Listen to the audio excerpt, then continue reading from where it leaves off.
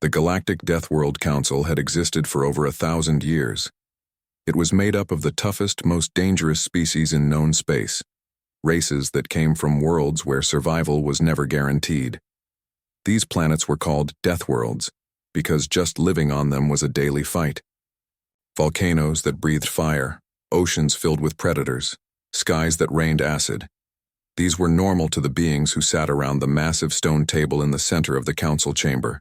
For centuries, the council had met to keep balance among their kind.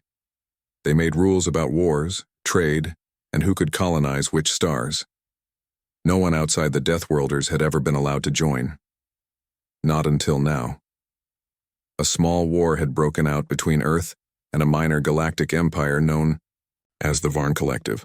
The Varn thought humans were weak, unimportant, and easy to conquer. They were wrong. What followed was not a long campaign or a drawn-out battle. It was chaos. Humans did things no one expected. They used old weapons in new ways. They laughed when they should have run. And worst of all, from the Varn point of view, they kept winning. By the time the dust settled, the Varn had lost 3 fleets, 6 colonies, and a major moon base. Their leader, High Chancellor Grax, had been captured while trying to flee Drest. As a human street performer, the galaxy took notice. Peace talks began. The Varn wanted to stop losing. The humans were tired of fighting but not done making deals. After much arguing, it was decided humanity would be invited to the Galactic Deathworld Council, not as equals, not yet, but as observers. To the other members of the council, this was a joke, a way to humiliate the newcomers. Let them sit in the corner. Let them listen. Let them feel how far they were from being real players in the game of stars. But the humans didn't know they were being mocked, or if they did, they didn't care. The delegation sent by Earth was unusual. Leading the group was Ethan Blake, a man in his early 30s with messy hair and a nervous smile. He wasn't a soldier, a politician, or even a scientist. He used to work at a coffee shop in Denver before the war started. During an attack by a Zalari biodrone, he had survived by hiding under a counter and throwing muffins at the machine until it short-circuited. He became a hero by accident. Beside him stood Tina Morales, a former Marine who had retired after 10 years of service. She was strong, sharp-eyed, and always carried a knife hidden somewhere on her body. She didn't trust aliens. She didn't trust most people. But she liked a challenge, and this trip looked like one. The third member of the team was Raj Patel, a man in his late 20s who ran a popular conspiracy theory blog before the war. His theories ranged from the government hides alien tech to coffee shops are fronts for interdimensional travel. When the war started, he somehow managed to translate intercepted alien messages using nothing but his laptop and a spreadsheet. Overnight, he went from laughingstock to expert. Together, they formed Earth's first official delegation to the Galactic Deathworld Council. They arrived aboard a borrowed transport ship provided by the Peacekeeping Alliance. It was large, slow, and painted with symbols none of them understood. Inside, the air smelled like metal and old fruit. As they stepped off the ramp onto the cold floor of the council hall, they were greeted by silence. Hundreds of eyes watched them. Some blinked slowly. Others had no eyelids at all. The room was huge, built into the core of a hollowed asteroid. The ceiling glowed with artificial starlight. Around the central stone table sat creatures of every shape and size. There was the Urukai, a massive insectoid race covered in bone plates. Their mandibles clicked as they spoke. Beside them sat the Threxians, tall, jellyfish-like beings who floated in pressurized bubbles. Across from them were the Anarxians, 4-armed lizard warriors who wore armor made of bones from their fallen enemies. Every species there was dangerous. Everyone had earned its place through blood, fire, or ancient rite. And now, here were the humans. 3 of them. One of the counselors, a thin, pale-skinned being named Vex Tor, stepped forward. His voice came through a translator collar around his neck. "Welcome, representatives of Earth," he said, though his tone made it clear he meant the opposite. Ethan smiled nervously. Thanks. We're really excited to be here. You may speak only when spoken to, Vextor added. Oh, right. Got it. They were led to their seats, small chairs near the back of the room, close to a ventilation duct that hummed loudly. There were no names on the placards, just the word Earth written in a language none of them recognized. Tina frowned. We're sitting next to the trash bin. She wasn't wrong. One of the vents opened behind them, occasionally spitting out bits of glowing ash and strange-smelling mist. Raj adjusted his glasses. I think this is symbolic, like we're not really part of the conversation. No kidding, Tina muttered. They gave us seats near the garbage disposal. Ethan tried to stay positive. Well, at least we're here. The meeting began. Long speeches followed. Each species introduced themselves again, even though they had met hundreds of times before. They talked about treaties, disputes, and the future of the council. None of the humans understood half of what was said. Their translation implants were outdated. Words came through garbled or mixed up. At one point, Raj whispered, "Did someone just say space worms demand tribute?" "I don't know," Ethan replied, "but I think we're supposed to clap after each speech." They clapped when others did. They nodded when others nodded. They tried to look interested, but it was hard. Hours passed. The lights dimmed. The Urukai began chanting in a deep guttural tone. Someone vomited purple slime into a bowl. Another delegate fell asleep mid-speech. Finally, the session ended. The counselors rose and left in groups, speaking in their native tongues. No one approached the humans. As they packed up, Vextor walked past them. "This was a mistake," he said quietly. "You do not belong here." Ethan looked up. "Maybe not, but we're here anyway." Vextor stared at him for a moment, then turned and walked away. Tina crossed her arms. "So, what now?" Raj grinned. Now we see what happens when you drop a couple of weird humans into a room full of galaxy hard-ass aliens." Ethan looked around the emptying hall. "I guess we start by figuring out how to survive the next meeting." Outside, the stars shined bright. The galaxy was vast, old, and full of danger. And now, it had to deal with humans. The next day, the Galactic Deathworld Council reconvened. This time, it wasn't just a meeting. It was an event. Word had spread that Earth's representatives were still in attendance, and curiosity, or perhaps boredom, had brought more delegates than usual. Some came out of genuine interest. Others came to see how long the humans would last before they embarrassed themselves or got hurt. Ethan Blake sat in the same seat as yesterday, near the trash vent that smelled like burnt cheese and static. He wore the same slightly wrinkled shirt from the day before because no one had told him what to pack for a galaxy-level diplomatic summit. Tina Morales leaned back in her chair, arms crossed, eyes scanning the room like she was expecting someone to attack at any second. She hadn't slept well. Not because of nerves, but because the quarters they'd been given looked like something between a prison cell and a torture chamber. Raj Patel was wide awake and excited. He had spent most of the night reading up on Deathworld politics using his phone and a broken translation app. He claimed he understood about 60% of what was going on now. "Still not great," Tina muttered. A deep gong sounded through the hall. Silence fell. Vextor stepped forward again, this time wearing a different cloak made of shimmering scales. He raised one pale hand. "We have discussed your presence," he said. His translator collar clicked softly as it converted his language into basic English. "And we have decided on a way to test if your species is truly worthy of remaining here." Ethan blinked. "Test?" "Yes," Vextor continued. "Each representative must take part in a series of challenges. These are ancient traditions of the Council. They measure strength, cunning, and survival instinct. So, like a competition?" Raj asked. "More like a trial," said a Threxian floating nearby. Its voice buzzed like a broken speaker. "Many do not survive." Tina frowned. "Great." Ethan tried to smile. Okay, we're ready." He wasn't sure if he meant it. Vextor gestured toward a large screen behind the council table. It lit up with strange symbols and moving images. A diagram appeared showing a complex arena filled with traps, weapons, and obstacles.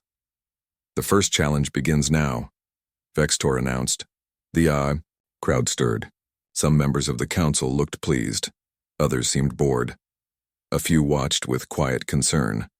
Ethan, Tina, and Raj were led through a side door and taken to a preparation chamber. There, they were handed what passed for armor among the Deathworlders. Itty didn't fit. The chest plate was too big. The helmet kept falling off. One of the gloves was covered in spikes that poked Ethan every time he moved his hand. "I feel like a walking porcupine," he said. "You look like one too," Raj added. Tina refused to wear any of it. "If I need armor to survive this thing, then we're already dead." They were taken to the edge of the arena. Below them stretched a battlefield built into the heart of the asteroid. There were pits filled with acid, walls that shot fire, swinging blades, and creatures locked in cages waiting to be released.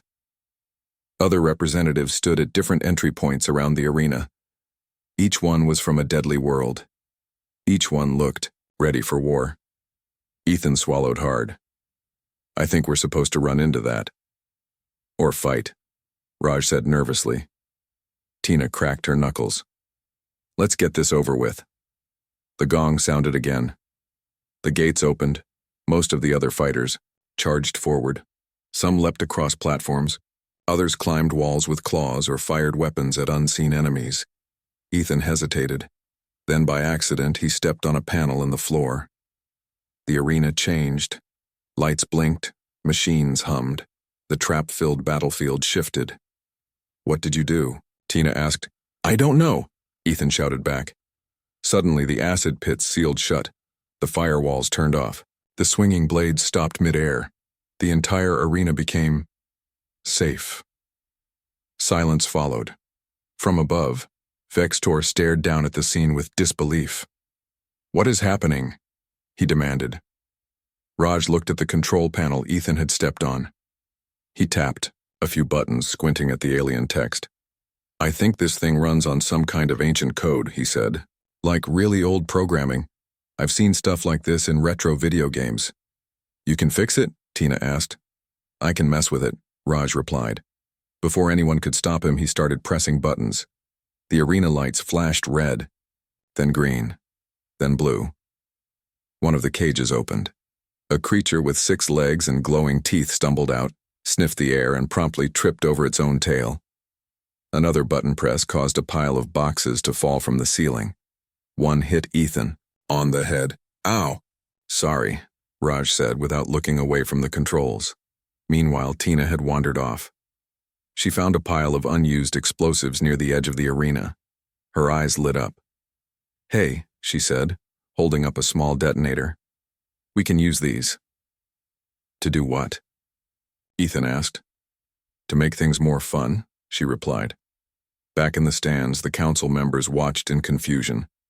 "This is not how the trials are supposed to go," Vextor muttered. "No," agreed another counselor, "but it is entertaining." As the chaos continued, Ethan somehow ended up holding a candy bar he had found in his pocket. He offered it to a passing Uruk-hai warrior as a peace gesture. The insectoid leader screamed, dropped to its knees, and began chanting. Everyone froze. "What?" Ethan asked. "What did I do?" Raj checked his notes. Oh no. That's their sacred offering symbol. You just declared eternal loyalty to their hive." "Oh God," Ethan whispered. "How do I undo that?" "You don't," Raj said. Grimly, above, Vextor pinched the bridge of his nose. "This is turning into a disaster." Below, Tina had rigged the arena's lighting system to flash like a disco ball. The once deadly battlefield now pulsed with colorful strobe lights. One of the Narxians pulled out a drink and started dancing. "This is insane," Ethan said. "It's working," Tina replied. By the end of the challenge, no one had died. No, one had even been seriously injured. Instead, half the arena had become a party zone, complete with snacks and music. When the gong finally rang again, signaling the end of the trial, The judges looked stunned. Ethan, covered in glitter from a confetti cannon Raj had accidentally set off, waved awkwardly. "Well," he said, "that happened." No one knew what to say. Finally, Vextor stood up and spoke into a small device.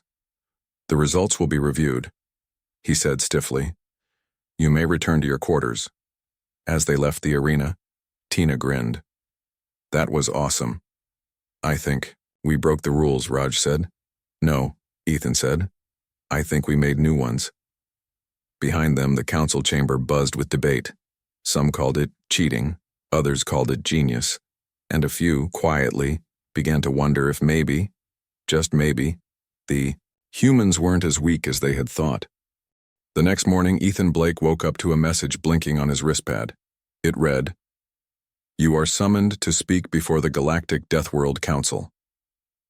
He blinked at it for a few seconds, then rolled over and pulled the blanket over his head. "Nope," he muttered. "Not doing that again." Tina Morales was already up.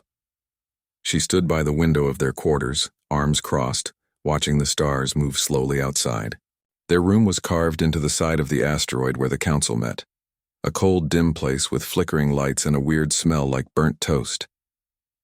"They want us to talk today," she said. Ethan groaned. "I don't do speeches." "You did fine yesterday," she replied. "Even if you accidentally joined a bug army." "That part was not cool," Raj Patel said as he walked in, holding a bowl of something glowing and steaming. "Also, I think this is breakfast." He offered it to Ethan, who took one sniff and pushed it away. "I'd rather starve," he said. Raj shrugged and ate it himself. They got dressed, or at least tried to. The clothes they had been given were either too big, too sharp, or made of some material that made noise when they moved. Finally, they gave up and wore their Earth clothes again. Jeans, t-shirts, and one very lucky hoodie Ethan refused to take off. When they arrived at the council chamber, things had changed. Instead of ignoring them, the other delegates watched them closely.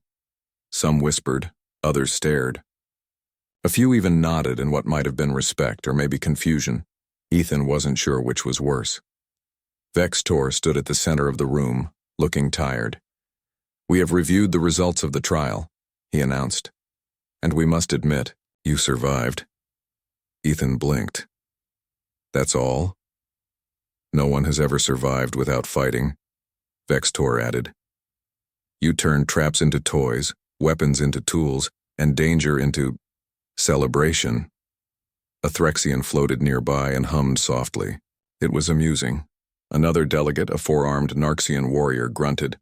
"Strange but impressive." Tina smirked. "So we passed?" Vextor looked annoyed. "Technically, yes." Raj raised his hand. "Can we get medals or something? Maybe a free drink voucher?" "No," Vextor said flatly. Then he gestured to the others. "Despite our doubts, Earth has proven it can survive here, but survival is not enough.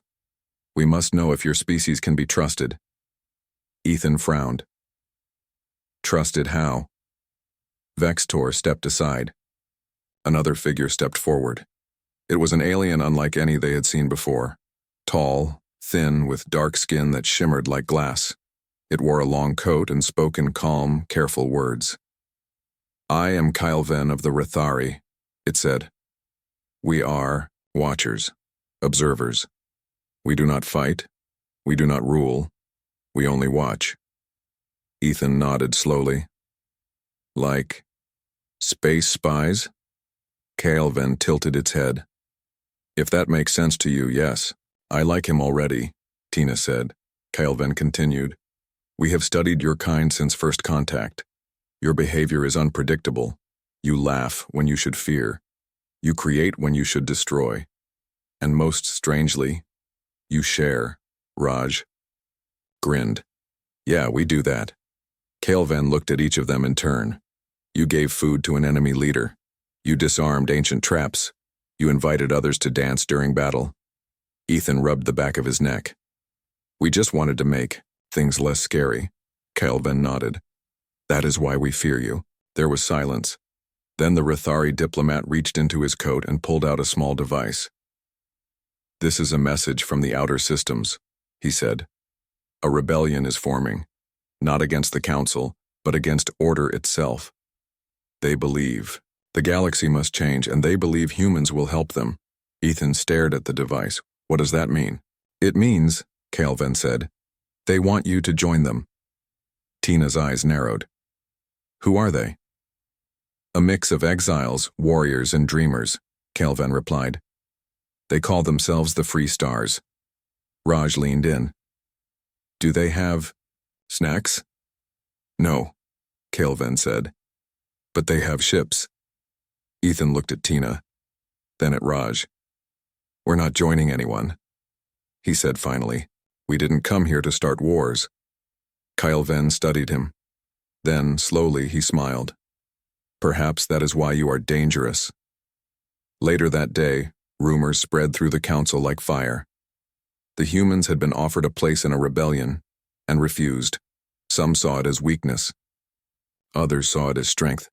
Either way, people were starting to pay attention. One Zalari ambassador, curious about Earth culture, asked Ethan for more information. What is this potluck you mentioned? He asked. Ethan smiled. It's like a party.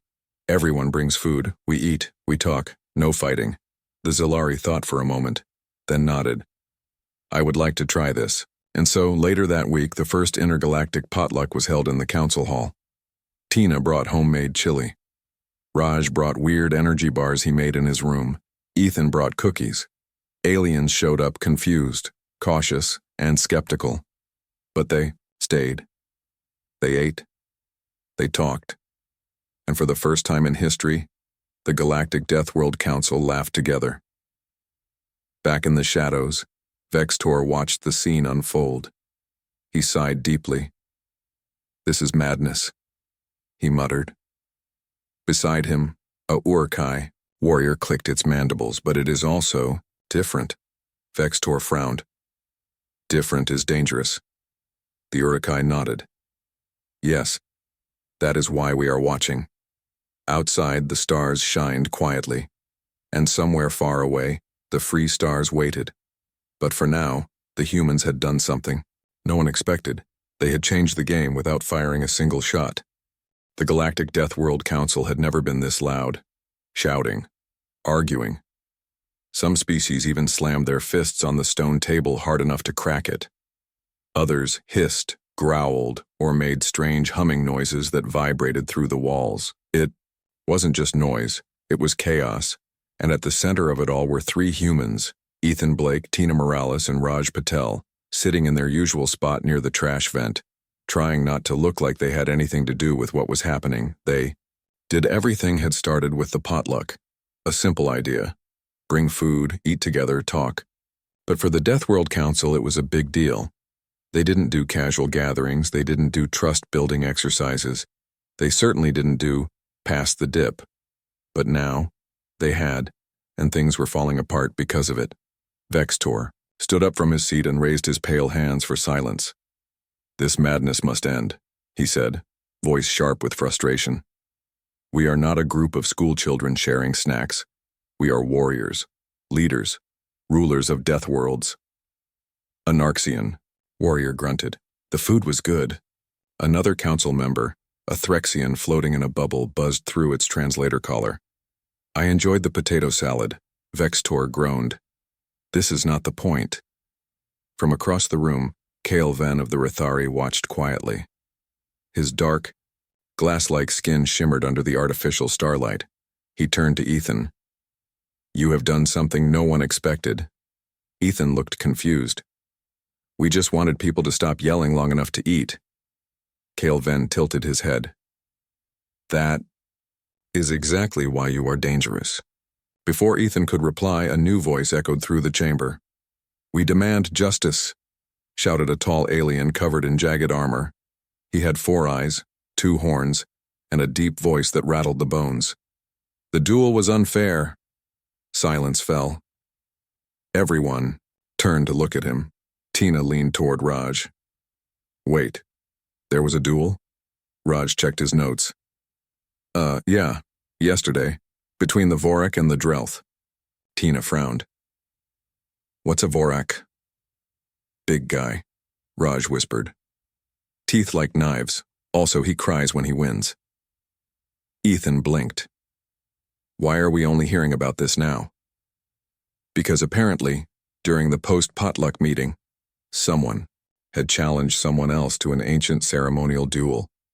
No one remembered who started it. No one remembered the rules.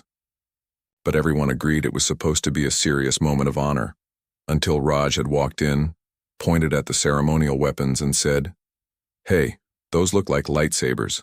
Can I borrow one?" Then he tried to play Star Wars music using the arena's sound system. The duel had ended in confusion, then laughter. Then someone brought out more snacks. Now the Vorak leader was furious. The duel was ruined, he bellowed. Our traditions were mocked. Vextor pinched the bridge of his nose. Yes, well, that seems to be the theme lately. More arguing followed. Some council members agreed with the Vorak. They claimed the humans were breaking sacred laws. Others thought it was funny. A few suggested giving Ethan some kind of award for chaos diplomacy. Tina shook her head. I can't believe we're causing diplomatic issues over a bad DJ set, Raj grinned. Best mistake ever. Later that day, the council called another emergency session. This time, they weren't just talking about duels. They were talking about Earth. We must decide, Vextor announced. Are humans truly fit to remain among us, or have they broken too many rules already? No one answered right away. Then Kyle Venn spoke again. I have reviewed the records, he said calmly. Earth has not broken any official rule of the Council. Only outdated customs. And perhaps outdated ways of thinking. A Urkai warrior clicked its mandibles. They make us question our traditions. They make us laugh, added a Threxian. They make us uncomfortable, said a Narxian. Vextor sighed. That is the problem. In the end, the vote was split. Half the council wanted the humans gone, the other half wanted them to stay, and a few, just a few, wanted to learn from them, but nothing could be decided. So the council declared a recess, which meant, as Raj put it, we won by default. Back in their quarters, the three humans sat around a small table, eating leftover cookies from the potluck. Tina broke the silence. Do you think we're actually making things better? Ethan shrugged. I don't know. We're definitely making things different. Raj nodded. Different is good, or scary. Sometimes both. Outside, the stars shined quietly. But inside, the council chambers, things were starting to change, slowly, quietly, and in ways no one had planned. The Galactic Deathworld Council was falling apart. Not in the usual way, like when someone forgot to bring a translator, or when the Urkai started chanting for no reason. This time, it was real, serious, and a little bit scary. After weeks of arguing, laughing, and one very strange potluck, things had finally reached a breaking point. A vote had been called. It wasn't about food or traditions or whether humans should be allowed to wear Earth clothes. It was about war. The council was going to hold the ancient ritual known as the Mass Cycle Challenge, a deadly battle royale where every species had to fight to prove their strength. The winners would lead the next cycle of the council. Some saw it as tradition, others saw it as madness. But everyone agreed. It hadn't happened in over 500 years. Until now. Vextor stood at the center of the chamber, pale and tired-looking. This is our way, he said. This is how we decide who leads, who rules, who shapes the future. Ethan Blake raised his hand slowly. Can't we just vote? No, Vextor replied flatly. Tina Morales crossed her arms. So what, everyone fights? Just like that? Yes, Vextor said. And if you are too weak, you will fall. Raj Patel adjusted his glasses. That sounds like something out of a bad video game. It's serious, Kelvin of the Rathari said quietly. Many will die. Silence filled the room. Then the gong sounded. The decision was final. The mass cycle challenge would begin at dawn. By morning, the arena was packed. Hundreds of Warriors from dozens of Deathworlds lined the edges of the battlefield. Some wore armor, others wore nothing but scars. A few were barely humanoid. At the center stood the humans. Ethan looked around nervously. "I don't think this is a good idea." "We could run," Raj suggested. Tina shook her head. "Nope, we're staying." "Why?" Ethan asked. She grinned. "Because I want to see what happens when aliens try to follow rules they barely understand." The gong rang again. The battle began. Most of the fighters charged forward immediately. Swords clashed, energy beams lit up the sky. Explosions echoed through the arena. But not the humans. They stood still, watching, thinking. Then Raj tapped Ethan on the shoulder. "I have an idea." Ethan blinked. "Please tell me it doesn't involve more dancing." "No dancing," Raj promised. "Just science." He pulled out a small device from his bag. A weird mix of alien tech and old Earth parts. "What is that?" Tina asked. "A gravitic amplifier," Raj said proudly. "Found it in the junk pile. Looks cool, right?" Before anyone could stop he turned it on. The arena changed. Gravity shifted. 1 second, everyone was fighting hard. The next, they were floating. Walls became floors. Ceilings became slides. Traps turned into trampolines. The battlefield became a bounce house. Aliens screamed, some in fear, some in joy. A Narxian warrior bounced off a wall and did a backflip before landing on his feet. A Threxian floated gently, through the air like a jellyfish in slow motion. An Uruk-hai tried to charge forward and ended up flipping upside down. Ethan stared in shock. "You turned a war zone into a playground." Raj grinned. "I know, right?" From the stands, Vextor buried his face in his hands. "This is not how it's supposed to go," Kelvin watched calmly. "Perhaps it is how it should go." Meanwhile, Tina had taken control of another part of the arena. Using a mix of stolen weapons, broken tools, and pure instinct, she had built something new. Not a weapon. A shield. She activated it with a button on her wrist. A glowing dome spread across the center of the arena. Inside, no one could hurt each other. Outside, chaos continued. But inside, people laughed, talked, even shared snacks. One of the alien leaders walked up to the edge of the dome and looked in.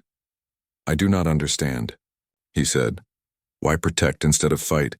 Tina smiled. "Because we're not here to win, we're here to survive." Back in the stands, the counselors argued. Some wanted to stop the match, others wanted to watch longer. And a few, just a few, began to wonder if maybe, just maybe, the old ways weren't the only way. Then, in the middle of it all, Ethan did something completely unexpected. He started singing, softly at first, then louder. It was a silly campfire song he had learned as a kid, something about a bear and a balloon. Soon, others joined in, not because they understood the words, but because the sound was warm, familiar, human. And somehow, in the middle of a galaxy full of danger and war, it felt safe. The battle slowed, then stopped. One by one, the fighters lowered their weapons. Some sat down, others leaned against walls, and a few just stared at the humans like they had grown extra heads. Vextor stood up. This is not how it ends. But it was. The mass cycle challenge had not ended in bloodshed. It had ended in laughter, in confusion, in something none of them had ever seen before. Peace. Without a single shot fired.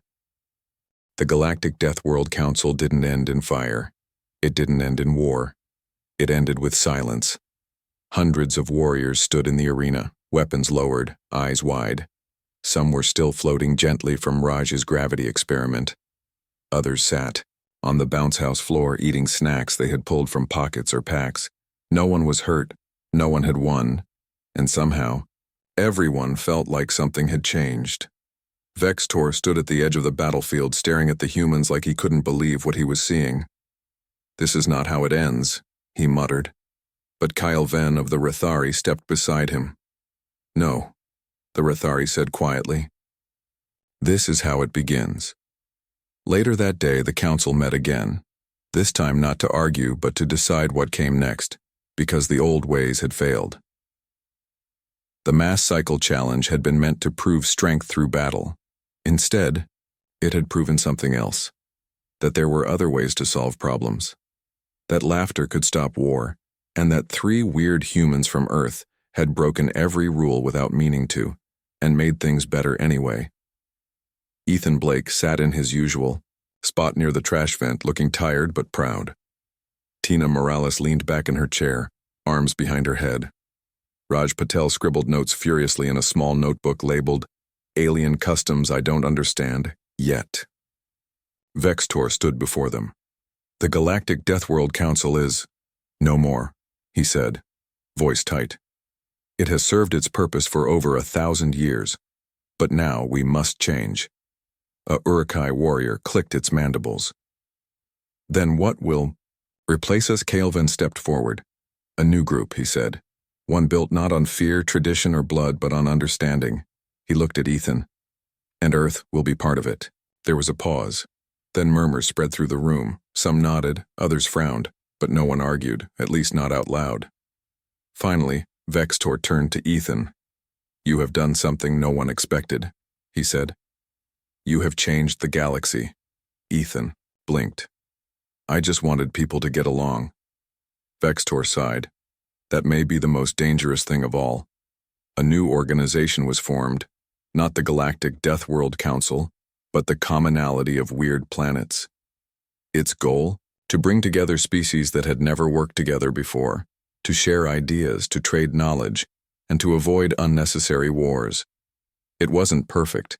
It was messy, chaotic, sometimes confusing, but it worked, and Earth had a permanent seat. When asked, who would represent humanity in this new body, many names were suggested: scientists, politicians, military leaders. But in the end, someone pointed at Ethan. "You started this," they said. "You should finish it." Ethan shook his head. "No way, I'm not a leader. I work best when I'm confused and slightly lost." Tina grinned. "Yeah, that's fair." Raj raised his hand. "I'll do it." Everyone stared at him. He shrugged. "What? I've got ideas." "I'm scared already," Tina muttered. In the weeks that followed, life changed across the galaxy. The Commonality of Weird Planets held its first official meeting. They tried to make rules. They mostly failed. They tried to build a central base. They accidentally built it upside down. They tried to host a welcome party. They ran out of food, but they laughed, they talked, and they kept going. Back on Earth, news of the changes spread fast. People were surprised, excited, terrified, but mostly proud. Humanity wasn't just surviving in space anymore, they were shaping it, even if they didn't know what they were doing half the time. Ethan went home. He opened a bookstore in Denver.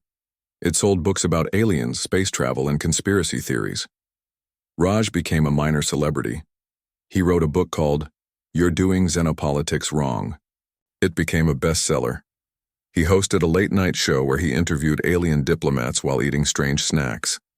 Tina joined a private security firm, but instead of training soldiers, she trained diplomats. She taught them how to survive meetings, handle pressure, and deal with aliens who like to punch first and ask questions later. And somewhere far away, the Free Stars watched from the edges of known space. They had wanted revolution. Instead, they got peace. They weren't sure what to do with it, but they were watching, waiting, just in case. Back at the new headquarters of the Commonality of Weird Planets, a new sign hung above the entrance. "Welcome to the future, please don't break anything." Inside, a Zalari ambassador dressed like a cowboy argued with a jellyfish diplomat about the best kind of music for negotiations. An Uruk-hai warrior offered cookies to a Threxian floating in a bubble, and a Narxian general danced awkwardly to a song playing from a human speaker. Outside, the stars shined bright. The galaxy was vast, old, dangerous. But now it had something new. Hope, laughter, and a few very confused humans trying their best. And really, that was enough.